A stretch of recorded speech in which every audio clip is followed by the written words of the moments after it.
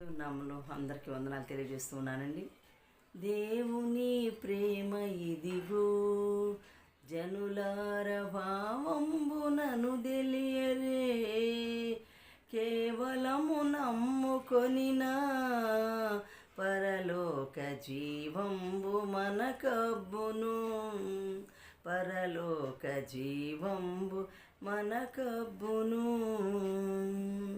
సర్వలోకము మనలను తన వాక్య సత్యంబుతో చేసెను, సర్వోపకారుడుండే